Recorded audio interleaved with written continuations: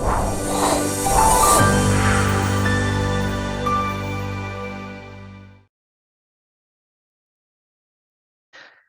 again, everybody. I'm Jamie Allison, and this is the Big Idea, Big Moves podcast. This is the destination for high performers. We talk to people from different genres, different niches, just people doing really cool things in their space. So we talk to CEOs, we talk to entrepreneurs, we talk to lots of athletes, just people doing really cool things that we can take bits and pieces of their journey away and hopefully be able to apply them to our own lives as well.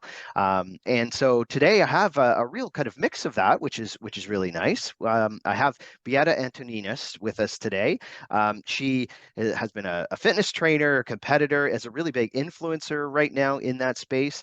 She's also a holistic nutritionist, and that's kind of brought her to her newest entrepreneurial focus as founder of Amino Snacks as well. And I know when we were talking just beforehand, Beata, that you've been starting to go out and do some of those kind of events so people get to know more about it. So thank you very much for taking the time. I'm sure you've been really busy lately. Oh, thank you so much for having me. It's a pleasure. And yes, we are in pre-launch stage, so it's just starting to get busier and busier. But I do appreciate the opportunity to speak with you.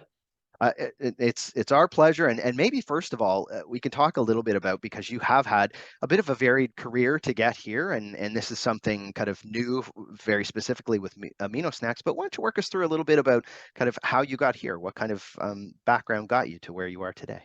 Sure. So it's been an interesting journey, I must say. I've been in the fitness and health industry for 16 years. I competed for about 5 years of it, and I think during those times it was so challenging with trying to be constantly super lean and fit.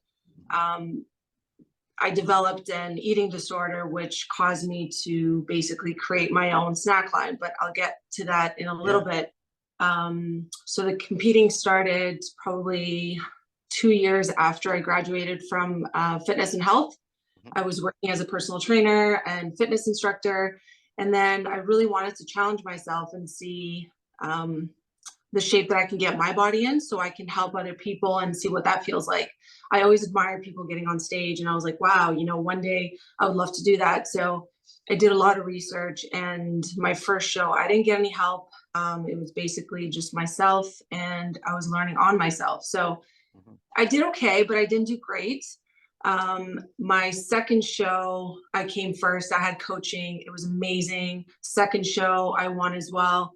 Third show, nationals, I came first. And then I was invited to the Arnolds, which was so exciting. And I couldn't believe that I made it. Now, with that challenge, there was so much expected of me. And at that point, my coach was trying to push a lot of the steroids on me, and I was super against it. I didn't want to put that on my body, but he's like, you're on another level now. You're going international. It's so important, those things. Otherwise, he wasn't sure I was going to make it. I believed in myself, and I was like, you know what, I'm capable of doing this. And I did everything, drug-free. But because of the pressures, I felt like everybody was looking at me, oh, you're getting too big. Oh, you're getting too muscular, too bulky. There was a lot of pressure for me to look feminine. And I felt like I needed to kind of please everybody, from my clients to, my trainer. Long story short, I developed an eating disorder. So it was really challenging in between shows to try and stay lean, because people are like, well, are you gaining weight? Are you losing weight? What's going on? Like, are you trying to get too big? And I think at that point, like, my struggles really started with, binge eating and then purging, which was really challenging on me. So. Yeah. Well, and I think that's, I don't want to say it's common, but it's a lot more common than people think. I think in those, especially when you are having to kind of go up and down in kind of in weight and how you present yourself as well. I'm sure it happens a lot more than people are aware of. For sure. And as you grow with each show, you get more and more muscular. So, and then trying to get lean during the off season. During, when you're in the cutting phase, when you're trying to basically be the fittest that you can be, you struggle with the food because you're not getting enough nutrients, or, you're not getting enough, satisfactory snacks. I guess you Yeah. can say. Yeah. Now, so what took you to where decided you needed to change that? Like, was there some big thing that kind of or it's just that you decided, oh, this isn't what I want to continue to do? How did that work for you? I had a lot of mood swings, which I mean, there's a lot of highs and lows. Driving to the gym, I'm like, okay, I'm on such a high. And then the next day you're like, why am I doing this? You just feel like you're so low. Um, and I think I got to the point where I would lose my cycle for 9 months at a time. And Mhm. it's really not healthy for the body as a woman because we're supposed to maintain a certain amount of body fat. Yeah. I ended up getting a cyst, which burst. Oh, So the wow. doctor, maybe you should really reassess whether you want to continue with this or not. I really enjoyed it, but at the same time, there's a time where your body kind of says, okay, I think it's time to move on to bigger and better things. Yeah. So say goodbye to that and just focus on my health. Yeah. Yeah. And so now, after you've decided that that's the move you're going to make, did you kind of do something in between? Did you start thinking about kind of what you were going to build now? How did that work after deciding not to compete anymore? Absolutely. So when I was struggling during those times, Yeah. I started to kind of play around with different ingredients that I can eat that I didn't feel guilty about. Mhm. So that was, protein powders and nut butters and stuff. And I started to kind of make my own snacks. And the main thing for me was to be able to eat something that satisfies my cravings and doesn't make me feel guilty. So then at that point, I was like, okay, I feel good about what I eat. So I don't have to look for my next fix or sugary things which make me feel guilty, which obviously has a bad effect on you and kind of brings back those moments of you trying to, you know, get rid of it or purge. Yep. Um, and then I guess by doing that, I started to share my snacks with my clients. I'm like, I think, this would be really good for you post-workout, pre-workout. It was hard to find really good snacks at the time.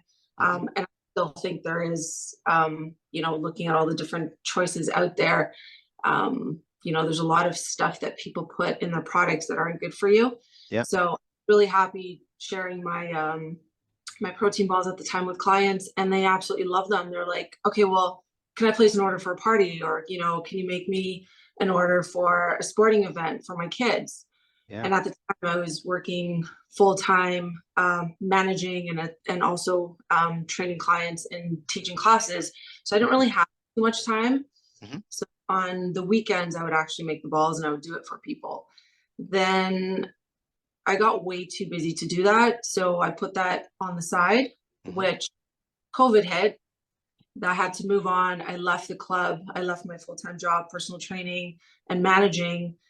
And I was like, okay, now what? So thankfully, I have an amazing partner who supported me through this. Yeah. And he's like, yeah, let's move on to, let's create Amino Snacks. And, I know you really enjoyed it. I know your clients really loved it. So let's do something out of it. Yeah. So we did. Yeah. Very Yeah. cool. Very cool. And so far, I mean, we'll go into a little more about kind of how it works and everything, but has there been what's been the biggest learning for you? Because a lot of people don't realize when you start to become an entrepreneur and figure all these things out, especially when you've got a product, like your product is professionally packaged, it's all those things. Um, was there a lot that you had to learn, I guess, at the start of being an entrepreneur? Absolutely everything. Yeah. To be honest, because it's a different industry. So I'm in fitness and health, most of my life, fitness and health. And then that was the food industry. Now it's food manufacturing and learning that side of things, which was completely new to me. Mhm. Um, I've grown a lot. I've learned so much, you have to follow others that are doing what you want to do and really learning from them. But the biggest learning curve is just challenge yourself. And at the end of the day, if you believe in yourself, you can see the end result, you can achieve it, Yeah. and uh, I really reflect every day on, things that I want to achieve, things that I'm doing good, things that I'm not doing good, Mhm. and how can I be better every single time. So just really, really focusing on the next steps and trying to be better every day. Yeah. So going along with that, because I'm sure it translated a little bit from your kind of past experience too, but how do you approach setting goals for your company and for yourself? Like, are you a person who, do you write everything down? Do you kind of have very specific goals? Do you just kind of go with things a little bit? How do you approach it? So every morning I have my routine. 5 o'clock in the morning, I'm up. I use my red light therapy, join my red light therapy, and meditate. So I really try and process everything or shut my brain off, even though I just woke up. And then after, I grab a piece of paper and pen, have my lemon water, and write down all the goals for the day. Kind of go back to my goals for the week, really assess and reflect and see, what do I need to work on? What's priority? What do I need to get done that I haven't gotten done? And the list changes as you go. So certain things that were priority kind of get bumped down on the list, and then something else becomes a priority. So my list is daily, weekly, and then I have monthly goals as well. And then yearly goals. Yeah. And how do you, I mean, the one thing that can shift a little bit when you're doing the starting phase of something is how you balance your own life, I guess. It sounds like you do a lot of that first thing in the morning just to kind of do, but how do you do that when you've got you mentioned you have a significant other, you've got, I'm sure, lots of just your own things you want to be able to accomplish outside of your work. How do you try to balance those things? Absolutely. So I'm a big believer in time for myself. Like that's how I recharge. So I make sure that at least once a week I have half a day or that day to myself to basically do something that I enjoy, whether it's, you know, doing a little spa day or, reading a book for the whole day or, whatever it is that charges you. It's so important for me to have that. Otherwise, I just feel like I'm not productive. Yeah. Yeah, so that's the main thing for me is making sure that I have time to myself. But I do have two step kids as well, so that keeps me busy. Hmm. Um, I still teach in the mornings. I have a great group of people, women that I teach for. So we kind of train together 3, 4 times a week. So I have that going. And then, of course, exercise is huge for me. It keeps me grounded. It really increases my productivity, creativity, and I am so much calmer when I exercise. And you can ask my partner, I go 2, 3 days exercise, and he's like, please go to the gym. Uh, Yeah. at that point, I just drive him crazy. And Yeah. exercise is a big thing for me. I'm all about self care. Yeah. Um, so, yeah. Good. And you mentioned earlier that you have to kind of when you're learning things, you have to look to other people and look at what other people are doing in the space and learn from that. Do you have any specific mentors, or do you have people you kind of look to and think, oh, I'd like to be able to kind of be there one day? How is that for you? Sure. So I've really followed this Smart Sweet story of how the girl developed candies that she could eat without feeling guilty. So it's kind of a very similar to my story because I created a product that I can eat without feeling guilty. And I know there's a lot of people out there that look for certain foods where they're satisfied with them, but then also at the same time they don't feel guilty. So that was the Yeah. number one thing. And what she did was absolutely brilliant, incredible. And yeah, I definitely look up to her story and what she did. So, Yeah, yeah, very cool. There's lots of great people from that end that have done oh, similar things recently. It's obviously an important thing right now. Maybe you can talk about that too. That what other than it being something that is obviously nutritious and everything, but tell us a little bit about what the product does. Like, is it a regular protein ball? Is it what is amino snacks in most ways? So. sure. So amino snacks. So amino is amino acids. Mhm. So that's the smallest building block of protein. And I wanted to create something for the vegan people. I'm Mm. not vegan. I do believe that I think maybe 80% of my diet is plant-based. Um, I wanted to create a product that's low in sugar, that is mostly allergen free, so it's gluten free. This one does have peanuts and almonds in it, but we do have a nut free version coming out. So I did consider all the people with the different allergens. Yeah. Um, the sugar only comes from dates, so there's no added sugars, there's no preservatives in it. I tried to make it as clean as possible, but obviously you need to add some flavoring in order for it to taste good. Sure. So I wanted to create a product that was as clean as I can possibly make it, but also tastes like dessert. So our tagline is healthy snacks that taste like dessert. Yeah. Um, so what's in it is a nut butter base. There's pea and hemp protein in it. So there's 8 grams of protein for the 2-ball serving. Hmm. It's high in fiber, so it's got 6 grams of fiber as well. And every one of our products is going to have turmeric in it. So I love my turmeric. In the morning, I use curcumin. I throw a whole root in my smoothie. So I'm a huge believer in that anti-inflammatory properties. Hmm. And the snack that I've created is good for everybody. It's Yeah. good for kids, it's good for men, women, all different age groups. We've been handing out samples now for the past month, and we've had honestly 100% positive feedback. I'm so excited. We're just getting started. We have 2 flavors that we're launching right now. It's so one is a caramel macchiato. This one's peanut butter chocolate chip. Yeah. And sometime in the year in 2023, we're going to have the nut-free version. So Wow. it'll be an amazing snack for parents that they can pack for their kids and their kids' lunches. So Yeah. yeah, Well, super pumped. and I will tell you, they taste great. Like I think that's the other thing, and I'm not just saying that. I am saying I have had some, so Oh, they taste fantastic. So you know, I think that's the other thing is if you can get something healthy for your family and be able to have it so it tastes good, you know, I think that's a fantastic thing. absolutely. I'm glad you tried them. And yeah, for number one thing is why a consumer is going to buy something is for the taste. Yeah. All the every speaker that I've listened to, the number one thing, if it doesn't taste good, no one's going to buy it. So Yeah. I want our product is the best tasting.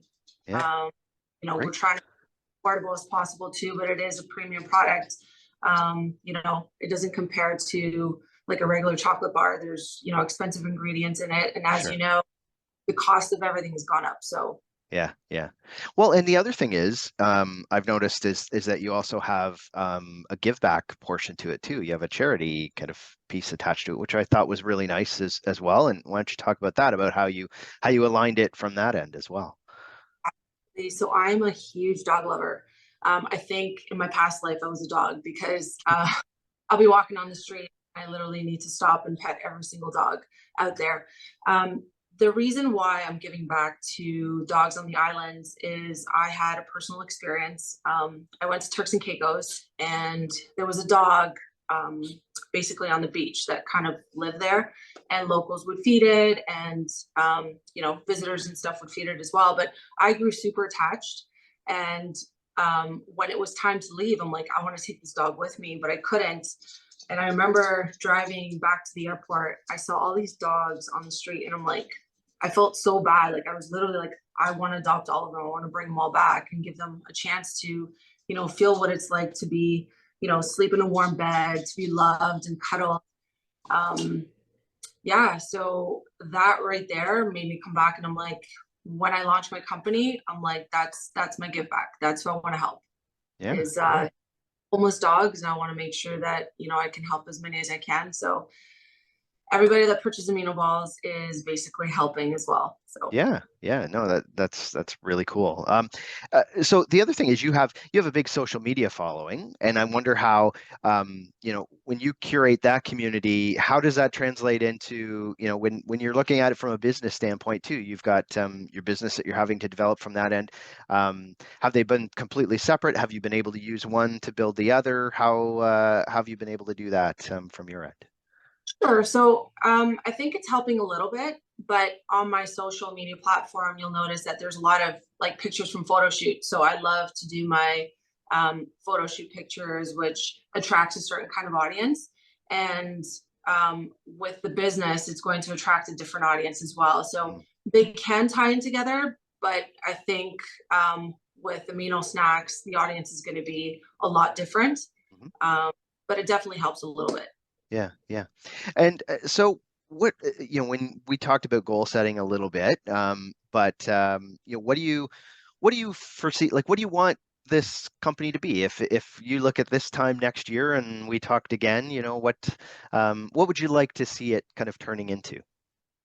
So a year from now, I want to be in all the big retail stores. I want it to be known all over Canada.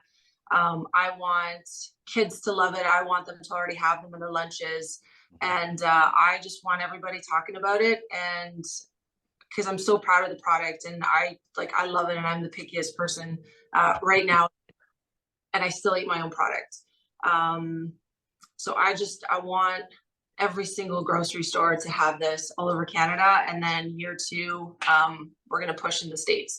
But right now we're not selling Yeah. in the Well, and how are you connecting with customers right now? I know we talked a little bit about you've been kind of going out a little bit, but what's the strategy around how you do that for a startup? Because that can often be the biggest piece is to get people to know about it. What have you been doing to kind of help get the word out there for it?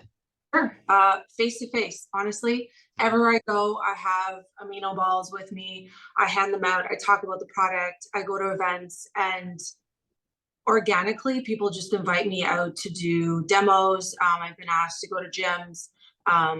Lululemon stores have asked me to come in and do demos. And it was all just because they saw when I was talking about the product, how much I loved it. They tried it and they're like, okay, great. Like you need to come and share with everybody. Yeah, A lot of other entrepreneurs, they see how difficult it is at the beginning. So they want to help you and they invite you out. Like gym owners, they know what it was like to start and open. So they'll come out and they'll be like, come promote your product. How can I help you? yeah, So it's been amazing. I have amazing people in my life. And I think organically, you go and talk about the product and they see how much it means to you and how good the product actually tastes and the macros, they'll organically want to help you. So going to events and taking every opportunity as possible. All the trade shows, we've been traveling a lot too, and just kind of seeing what it's like, and also learning about different products and what's out there, different trends. And obviously you want to see if there's any other product on the market that's close to yours. sure. So Yeah, yeah, yeah. No, great, yeah, and I think we've mentioned we have lots of entrepreneurs who listen, and I think you're right. There is this kind of community of knowing what it's like that does make a difference when you're starting out, because I think people are a little more open to helping and giving lots of good advice and things like that as well. So, um, just from a very broad standpoint, what we normally do with every guest, is kind of ask a couple of takeaways, and I think people have already had some of those things because of your experiences. But maybe if someone's thinking about just nutrition in general, and they are maybe even right now, we're starting to get to that point where they're probably in a month or so going to decide they're going to do all of these things for the new year. But at any point, if people want to at least take a fresh approach and maybe do something a little bit better from a nutrition standpoint, do you have a couple of kind of key things that have really worked for you that you'd recommend moving forward? absolutely. So my main thing is consistency is key. Whether it's something small or big, every day to be able to do something good for yourself. If you don't want to exercise for a full hour, just start small, do something for 10, 15 minutes. Write certain goals down. If you feel that it's just overwhelming or too much, let's say you want to kick the sugar or you feel like you're just not on a good health kick at the moment, or you've just kind of fallen off. You came back from vacation and you've eaten too much junk food. The number one thing for me is every week remove something and add something. So what I mean by that is remove the sugar for the week and then add 15 minutes of stretching. Second week could be so that you're constantly improving yourself. Second week could be remove fried foods and then add a green smoothie in the morning. I like to kind of really map things out so that you have something to follow. But at the end of the day, it's consistency. Don't just go on and off. Don't go all in for a month and then shut it down for 2 months, then come back on. That's really hard on our systems. And I see a lot of people do a lot of the yo-yoing, and they just look exhausted and they're in pain and they've got a lot of inflammation. So the number one thing for me is consistency, and make sure that, you get a lot of anti-inflammatory foods, because we are burdened with so many chemicals and everything else in our bodies. So make sure that you get a really good nutrition, and then map it out. So every week, remove something and add something. Yeah. That's me really, really well. There's times where, I've come back and I'm like, I just can't stop, craving sugar, or I can't stop, wanting to eat junk food. So I'm like, all right, let's sit, let's analyze. What do I need to change? Okay, week one, let's do this and add this. Yeah. And it's really well for me. So, every person's going to be different. Every person's going to have different issues that they're having, or, is it salty foods, or is it, Well, yeah, and if it's sweet foods or things like that, I would say, even, and I'm going to promote your stuff without without you even having to, is I would say that actually having something like amino balls is actually good, because it gives you that flavor, and you're not reaching for a chocolate bar. Instead, you're reaching for something that maybe has better, more natural ingredients in it anyway. So, if people are wanting to follow you and follow what's happening with your company over the next little while, what are the best ways of being able to do that? sure. So our platform is at Amino Snacks for Instagram, and then we also have a Facebook page, which is also Amino Snacks. We are just getting started, so our Instagram account is slowly, organically growing. But I know that once we launch and we're on the shelf, it's going to grow a lot quicker. So those are the two main platforms for them to follow. And then our website's going to go live very soon as well, in the next few days to a week. We're just waiting for our web designers to be like, yeah, everything's good, green Yeah, light. So we'll be all ready to great. go.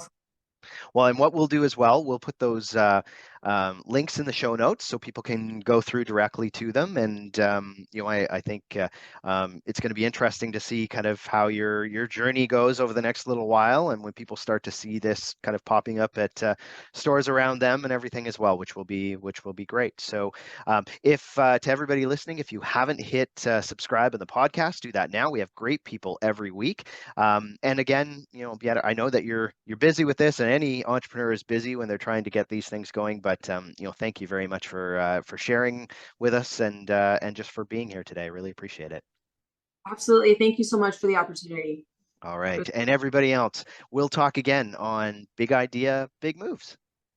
Thank you so much.